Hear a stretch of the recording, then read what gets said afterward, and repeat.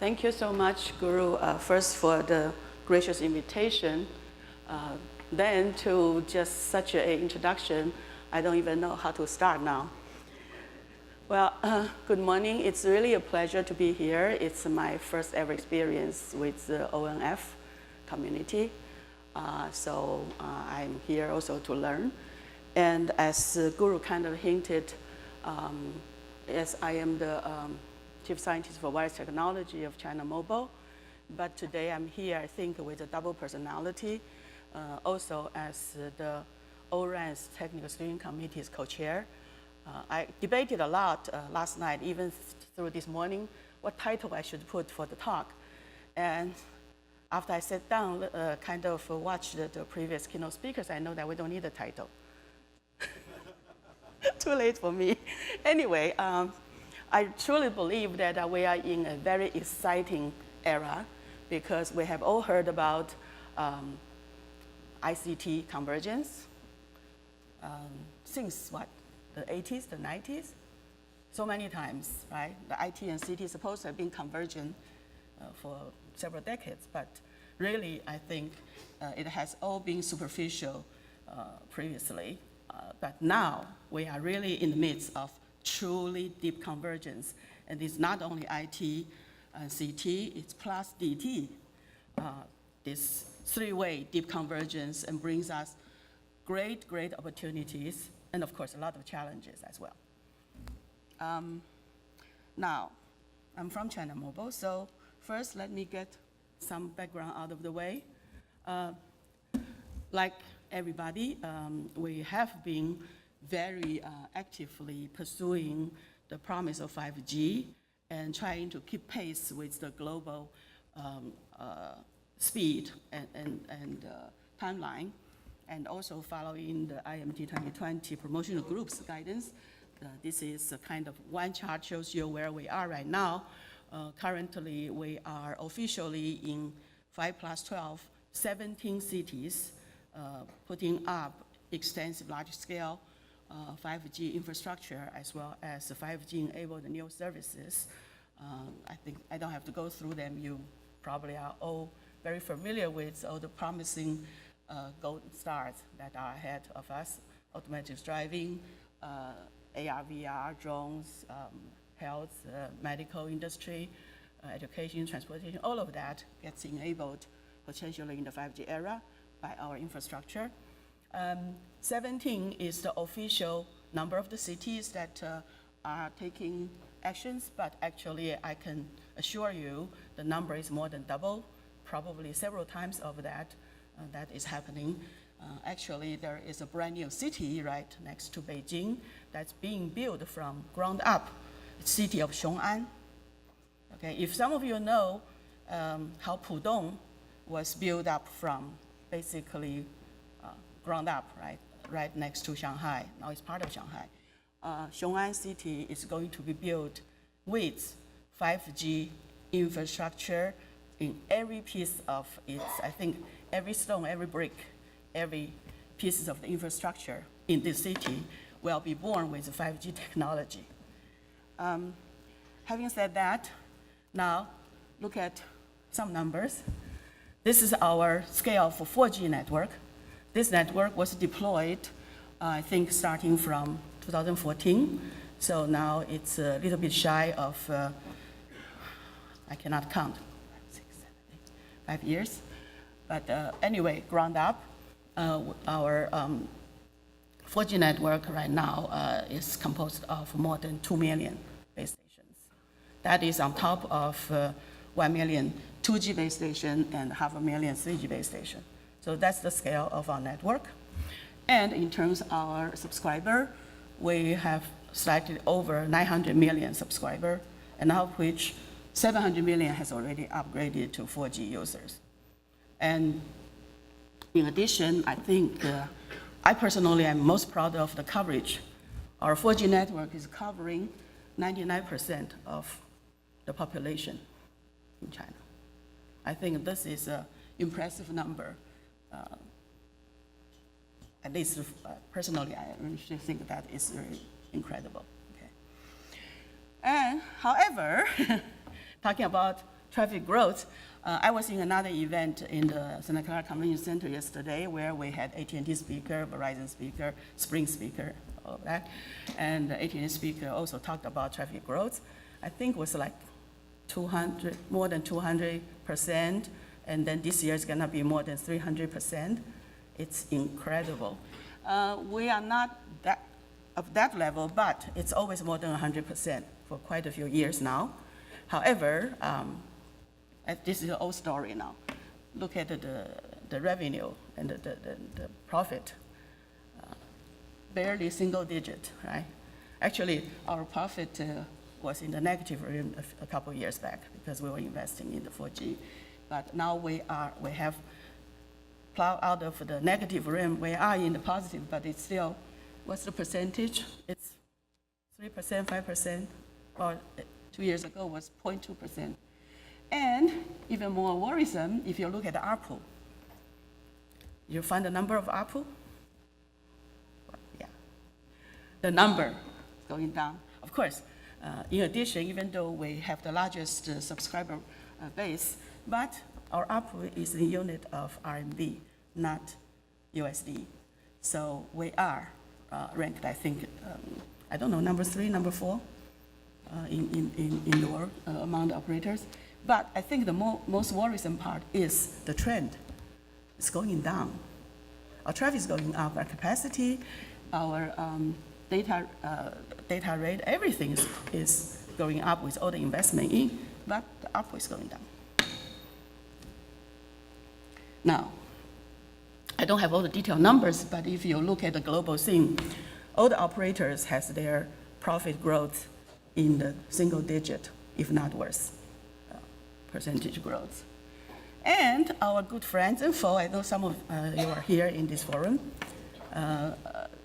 represented in China by Tencent and Alibaba, and look at their market value. Their revenue, I believe, is much smaller. However, if you look at their market value, this is how I think everybody views them. They are greater than the biggest bank in China, the biggest operator in China, the biggest petroleum company in China. Okay. I'm not sure if it's similar here in this country, but this gives us some important messages. And actually, this type of message has been there, not now, quite a few years back, this trend and this situation has been very clear. So, this is my favorite page. I can stand here talk for a whole day with this one page. 2011, before we deployed the first 4G base station, we start thinking about what needs to come next. This was before ITU had the 5G KPIs or any of these visions, but we felt that given the trend we have seen, our future at that time need to get a hold of 2 keywords. We must be green, we must be soft. We must not only have efficiency and performance, but also we must have agility. And agility primarily comes from learning with our friends. That is Google, Facebook, Tencent, Alibaba. They are software-centric. Some of you are here, you are software-centric. Because most of the forum I go to are with CT community only. But here I know that you have a complete set of the ecosystem represented. And anyway, we feel that we also need to rethink all the fundamentals because in our industry we have gone through quite a few generations and there was some thought process that had kind of taken on a familiar path for too long. So we started rethinking all of the assumptions that were either made explicitly or even implicitly.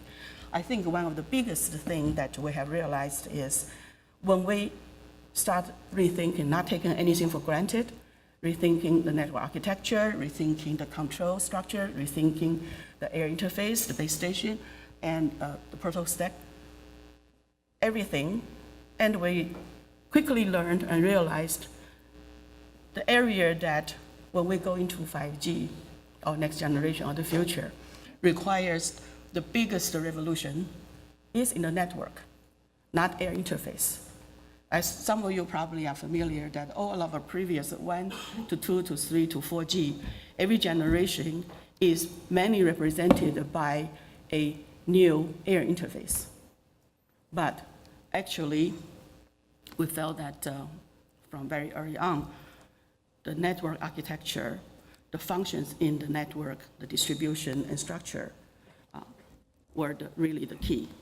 And how many of you have not seen that CRAN, the original basic CRAN figure there? How many of you have not seen it? How many of you have seen it? Wow, most of you have been in Mars.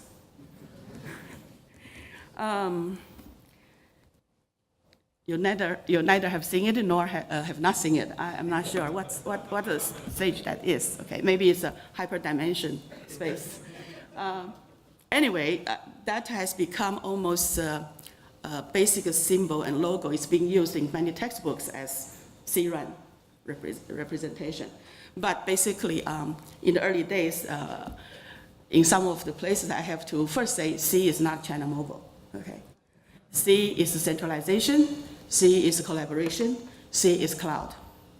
CRAN is really a technology path. It's not one technology, it's not one-step solution. At a different stage, you will have to resolve different challenges, but you will reap different benefits, okay? And certainly the challenge gets greater and greater. Get to the cloud stage, that is the greatest. But even when we were dealing with the centralization and collaboration phase, we realized that there's major transformation in the RAN architecture that needs to happen. And also, this transformation is essential, a starting place for the next generation. And long story short, eventually, the 5G RAN architecture specified by 3GPP took a form of, now everybody familiar with, CU, connect to one or multiple DU, each DU connect again to one or multiple RU. So that kind of architecture gives you a lot of flexibility and possibility that can best match the various scenarios that 5G vision encompasses. Okay, this is kind of a very good quick summary of the journey through, I think, 2011 or 2012 to now, where this RAN transformation, I think, had gone through. Actually, it has not been easy. Really, there was a question about standards to one of the speakers this morning. And I think the question was, something was harsh or hostile to standards. Was that, did I hear the question? Yeah? Okay. And I think before I continue, I want to just share a thought, which I think is nothing stands still in this world. Okay, standard body, including the ones that has great tradition, great success, and great contribution to our ecosystem, should not also assume the world will stay unchanged. Just like operator will not stay unchanged, vendors will not stay unchanged. Okay, operator may, in the future, develop, we may do something the traditionally vendor would do. And vendor actually, we have seen more than one, may also get into some part of the service providing realm in the future. And I don't think it is unreasonable. And including the standards organization, how they may work, I think in the future, hopefully by the end of my talk, if I have time, you can share my feeling, which is with open source and AI, and in the future, I think the standards will be impacted, the standard body, how they work. Okay, it's not being hostile or unfriendly to it. It's just how things will happen for the sake of the health of the whole ecosystem. Okay. Anyway, so here you will see that we actually have to go through this, even though we're talking about 5G, it's not straightforward 3GPP. We've gone to HCNV, we've gone to IEEE, setting up 1914, which is the NGFI X-Hall Standard Working Group. We've gone to, I think, OPNFV to set up the necessary C-RAN-like open source project, particularly addressing the needs of accelerator and how to manage that together with the virtual machine kind of realization of the RAN.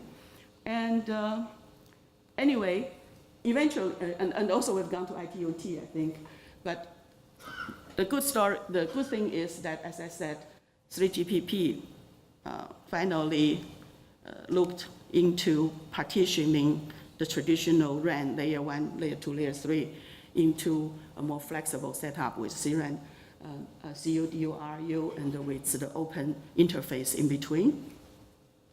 And the next step is, someone mentioned AI or intelligence.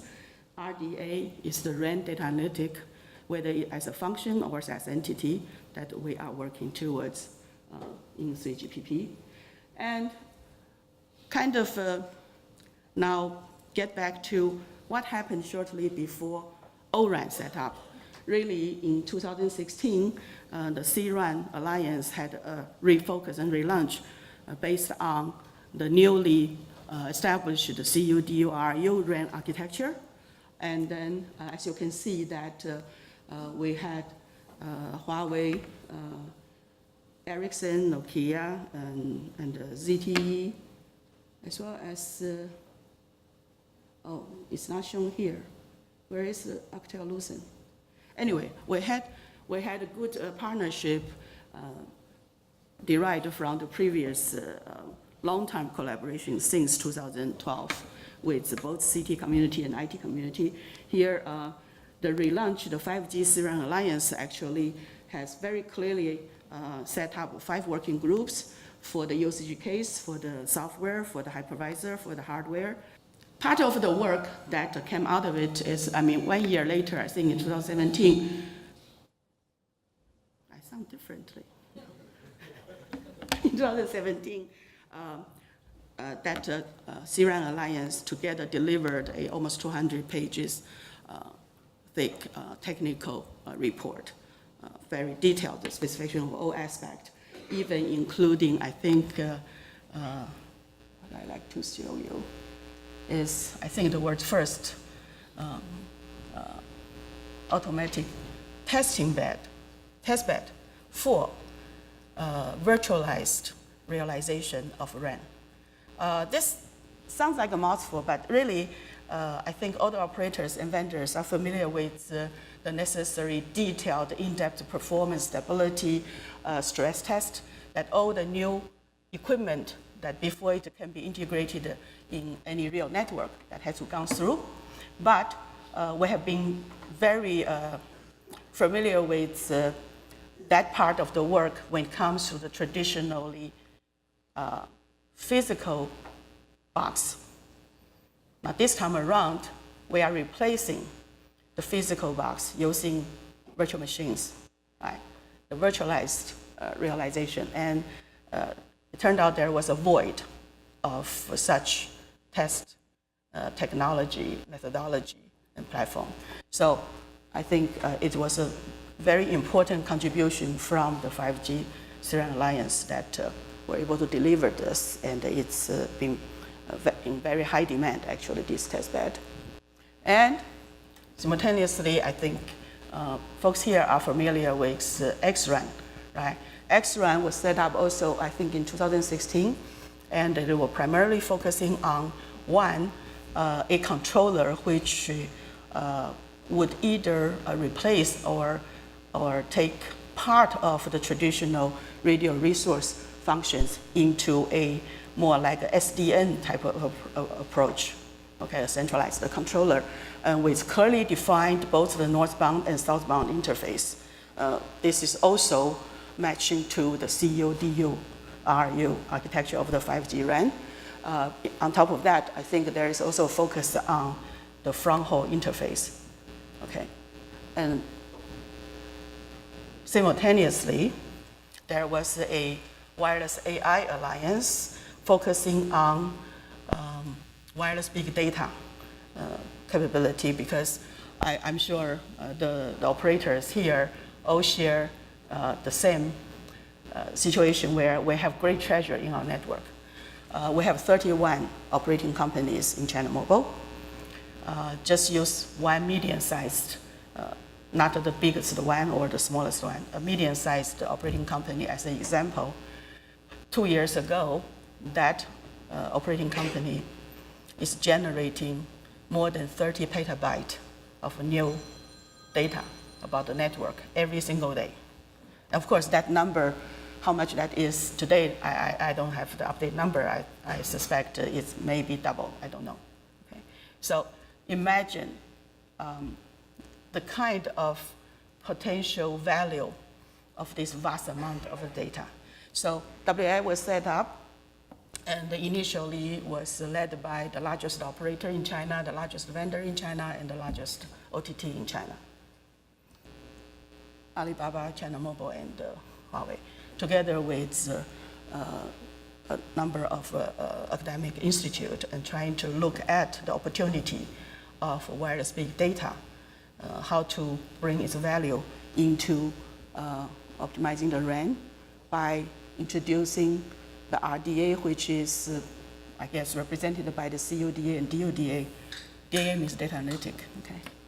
And looking at how this opportunity can bring us benefit both in relatively static or semi-static operational management plan, as well as in the more real-time or near real-time, the control and data plan. And this has proven to be very rewarding. But before that, I think I should talk about ICT convergence into ICDT convergence, the open and smart, the opportunities where this is the event some of you are aware of. Yes? Barcelona this year, in February, we had the 5 co-founding members, AT&T, China Mobile, Deutsche Telekom, NTT Docomo, and Orange, 5 CTOs standing on stage, jointly announced to the world that we are going to collaborate and partner, not only among the 5, but among even larger membership base, to start this endeavor of making sure our radio access network, which traditionally had been the most expensive part of our network, to become cost-effective, to become dynamic, and with agility, and to become intelligent and smart. We bring in embedded intelligence into the RAN, and we are going to explore the power of the open source software. Actually, we want to leverage open source community as a valuable resource for our future. And also, on the hardware side, this is a controversial item. We want to explore white box reference design for the ecosystem. And I'll try to explain it a little bit more.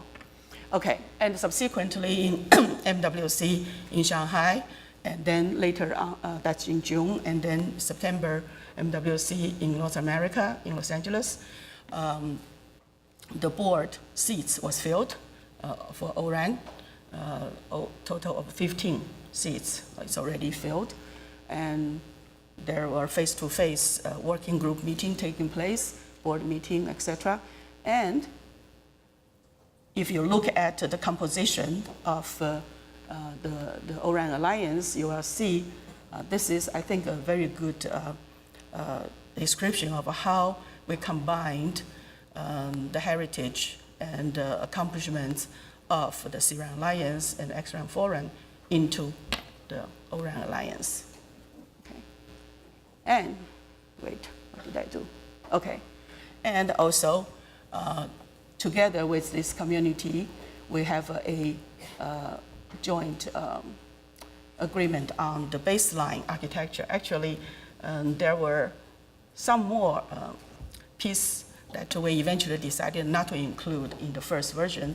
So this is more simplified, modularized RAN, where not only we, of course, have the key piece of the CU, DU, RU, and the virtualization infrastructure that's associated with as identified key blocks, but also importantly, we have introduced the non-real-time RIC, RAN intelligent controller, and real-time RIC. Near real-time RIC. We didn't dare to put real-time there yet, okay? So we're staying with non-real-time and near real-time first. And here, you'll see that we also labeled the co-chairs. Actually, every working group has 2 operator co-chairs as well as 1 or 2 vendor co-chair, okay?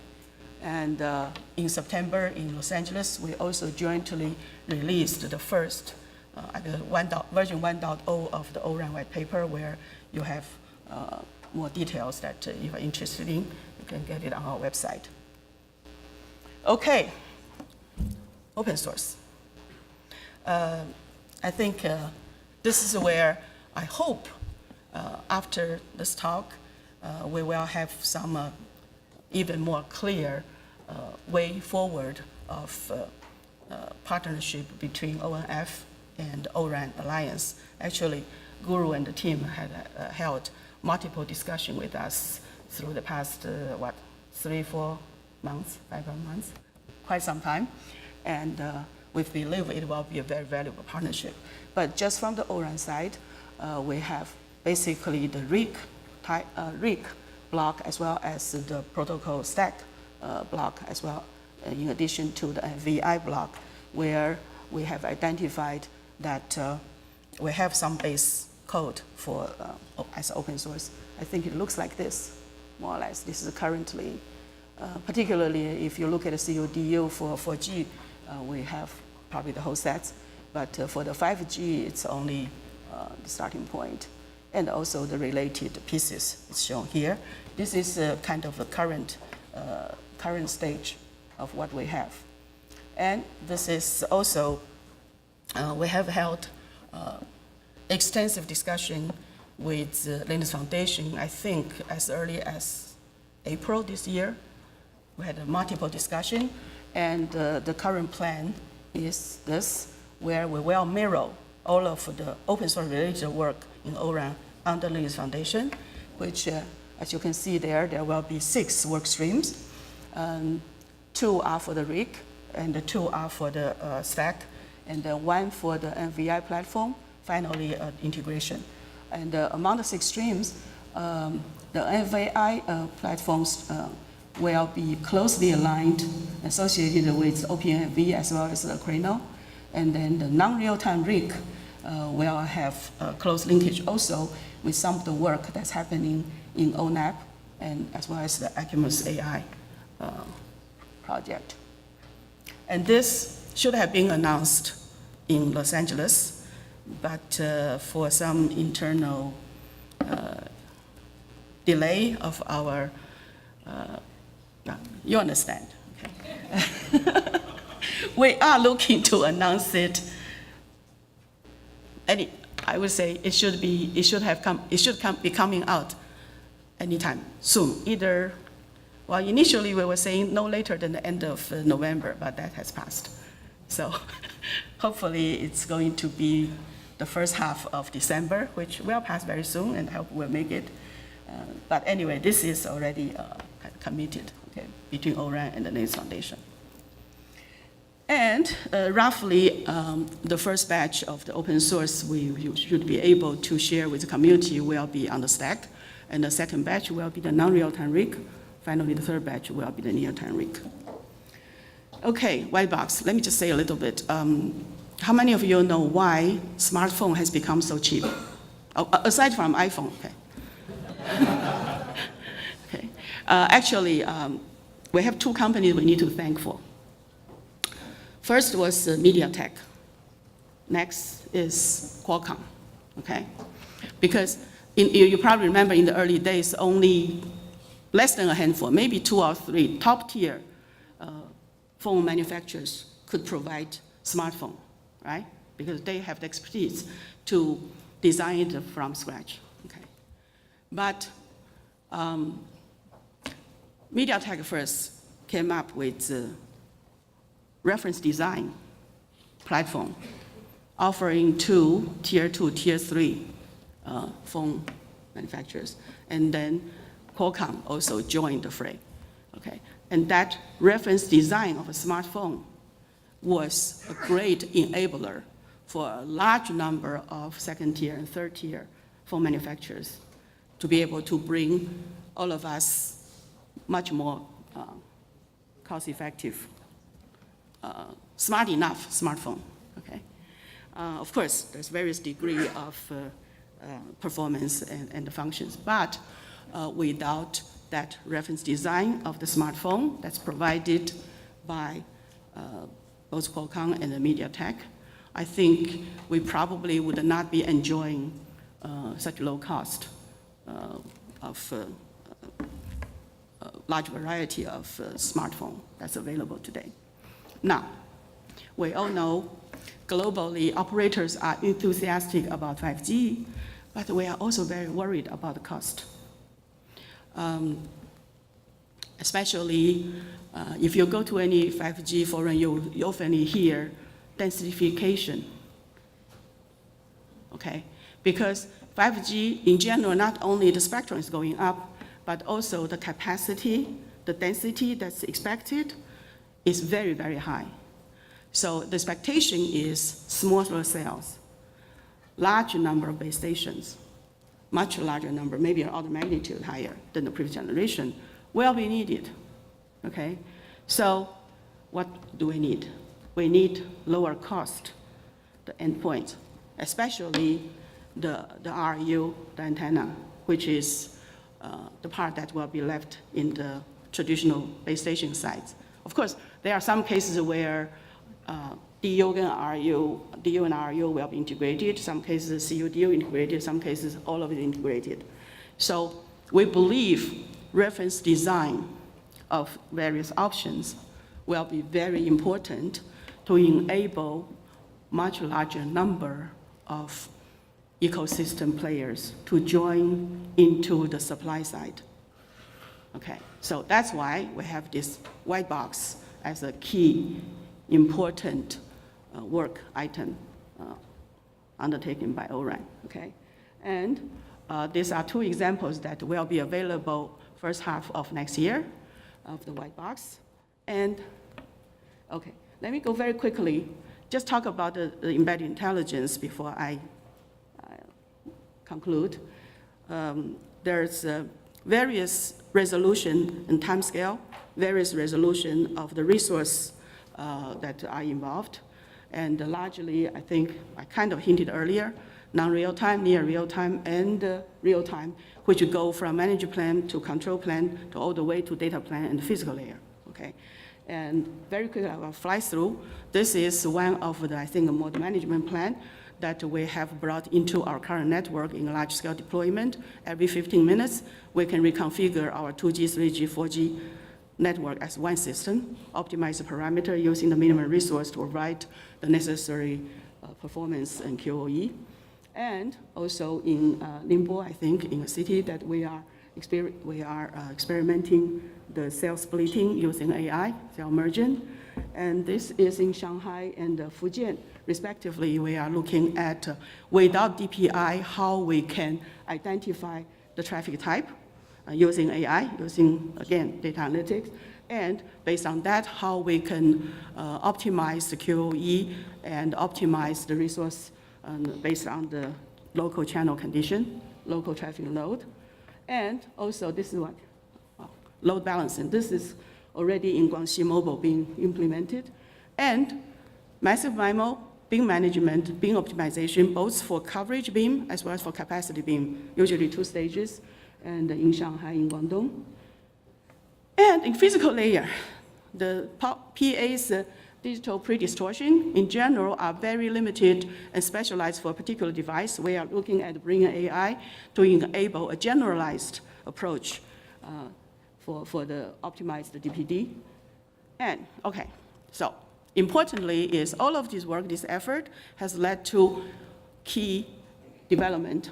One, in 3GPP, as of June, there was a study item established for bringing AI into RAN, and we hope that by June next year, the work item will get started. And in ITOT, and our preliminary thought of the RDA or CODA, DODA was used as a reference architecture for their machine learning for 5G and future focus group. And is this finally? Almost finally. I just want to bring out a thought, which is as the usage scenario gets more and more complex, as the demand gets more stringent and great, but as we bring in the IT approach, virtualized realization, as well as the AI and data analytic power into the future system, what is the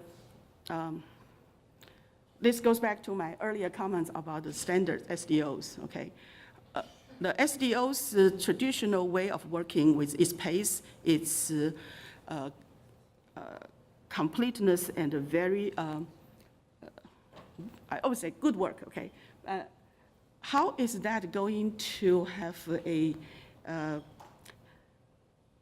holistic integration with the future capability from open source? Sometimes de facto standards will come out, okay?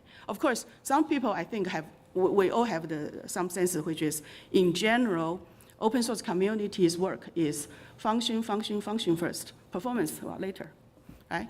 But our communication technology community industry are more used to performance first, okay? Function I can sacrifice, but performance no, because 5.9 or 6.9 and or reliability or all of that is our top concern.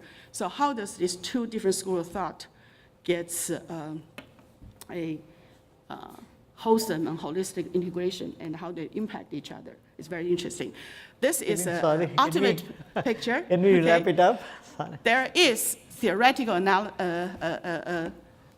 work that's being done by saying, in the future, potentially, instead of a complicated transmitter and complicated receiver that we are used to do in the physical layer, maybe the transmitter is just going to be a neural net, and the receiver is another neural net. Okay, I look forward to this to happen, but this is right now, the result is, I think, achieved with a lot of assumption about the constraint of the environment. But this is just a vision, right? Okay. Very, very important thing I want to call out for all of the operators, and even, I'm not sure about Comcast or maybe Google, is that, is there a way we can find a legally possible and a safe way to, together, maybe between ONF and ORAN, to come up with a set of useful data that can be used for network optimization, for network design. We all know how ImageNet has helped. The data, the big collection of data have helped the development and progress of their AI work. But bringing AI to the network, if we don't have the data, everything is just empty talk. So how we can together, across multiple operators, we can jointly make available a data set, open data set. We have some preliminary thought of what kind of data we need, but how to make it legally safe, I think it requires work. Okay, it doesn't want to finish? What happened? Where's my, I lost control. Okay, here, just want to let you know, ORAN currently have about more than 80 members in the process of applying, and actually among which more than 40 have already completed their process, even though we only started the official process in September. So this is how it looks. And this is, you will see the slides. I'm not going into detail. These are the kind of timeline of the ORAN work currently we have identified, okay? And oh, by the way, if you are going to be in Barcelona, please look around for ORAN demos, because we expect to have probably close to 10 different sets of ORAN demos spread out across in different operator and vendors' booths. Okay. Okay, there will be also some public event that will be announced about it. And so this is from green and soft to open smart. That is kind of my favorite term, words. And this is what I said. In the future, we don't know.